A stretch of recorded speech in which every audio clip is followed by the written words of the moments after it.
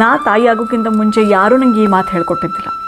ಯಾವಾಗೂ ಎಲ್ಲರೂ ಹೇಳ್ತಿದ್ರು, ನೀ ಸ್ಯಾಕ್ರಿಫೈಸ್ ಮಾಡ್ಬೇಕು ಅಂದ್ರೆ ನಿನ್ನ ಮಕ್ಕಳು ಖುಷಿ ಇರ್ತಾರೆ, ನೀ ಯಾವಾಗ ಸ್ಯಾಕ್ರಿಫೈಸ್ ಮಾಡ್ತೀವಿ ಅವಾಗ ನಿನ್ನ ಮಕ್ಕಳು ಚಲೋತ್ನಾಗ ಬೆಳಿತಾರೆ ಅಂತ ಹೇಳ್ತಿದ್ರು. ಬಟ್ ಈ 3 ಮಾತು ಒಂದು ತಾಯಿಗೆ ಭಾಳ ಇಂಪಾರ್ಟೆಂಟ್. ಒಂದೇದ್ದು ಪೀಸ್ ಆಫ್ ಮೈಂಡ್. ನಾವು ಯಾವಾಗ ಪೀಸ್ ಆಫ್ ಮೈಂಡ್ಲೇ ಇರ್ತೀವಿ ಅವಾಗ ಒಂದು ಸೇಫ್ ಹೋಮ್ ಅನ್ನೋದನ್ನ ಕ್ರಿಯೇಟ್ ಮಾಡ್ತೀವಿ. ಯಾವಾಗ ಸೇಫ್ ಹೋಮ್ ಅನ್ನೋದು ಕ್ರಿಯೇಟ್ ಆಕೈತಿ ಅವಾಗ ಮಕ್ಕಳಿಗೆ ಎಮೋಷ್ನಲ್ ಸೇಫ್ಟಿ ಸಿಗ್ತೈತಿ, ಕಾನ್ಫಿಡೆನ್ಸ್ ಅನ್ನೋದು ತಾನೇ ಬರ್ತೈತಿ. 2ನೇದು ಪರ್ಸ್ನಲ್ ಡ್ರೀಮ್ಸ್. ಯಾವಾಗ ತಾಯಿ ಕನಸು ಕಾಣ್ತಾಳಲ್ಲ ಅವಾಗ ತಾಯಿ ನೋಡಿ ಮಕ್ಕಳು ಸಮ ಕನಸು ಕಾಣಕ್ಕೆ ಸ್ಟಾರ್ಟ್ ಮಾಡ್ತಾರೆ.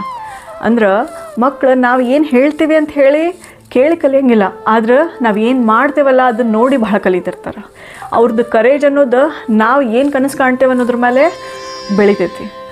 3ನೇದು ಸೆಲ್ಫ್ ಕೇರ್.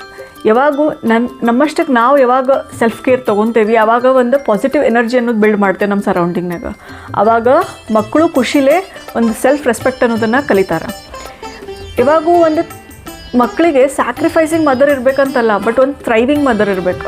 ಥ್ರೈವಿಂಗ್ ಅಂದ್ರೆ ಕೆಲ್ಸಕ್ಕೆ ಹೋಗಿ ಒಂದು ದೊಡ್ಡ ಸ್ಯಾಲ್ರಿ ತೊಗೊಂಬಂದ್ರೆ ಥ್ರೈವಿಂಗ್ ಅಂತಲ್ಲ, ಬಟ್ ಯಾವುದೋ ಒಂದು ಸಣ್ಣ ಕೆಲಸ ಮಾಡುವಾಗೂ ಆ ಹುಮ್ಮಸ್ ಇರಬೇಕು, ನಾ ಮಾಡೇ ತೀರ್ತೀನಿ ಅನ್ನೋದು ಒಂದು ಸ್ಪಿರಿಟ್ ಇರ್ಬೇಕು ಮನಸ್ಸಿನಾಗ. ಯಾವಾಗ ಆ ಸ್ಪಿರಿಟ್ ಮಕ್ಕಳು ತಾಯಿ ಒಳಗೆ ನೋಡ್ತಾರಲ್ಲ ಅವ್ರು ತಮ್ಮದ್ರ ಒಳಗೂ ಅದೇ ಸ್ಪಿರಿಟ್ನ ಬೆಳೆಸ್ಕೊತಾರೆ.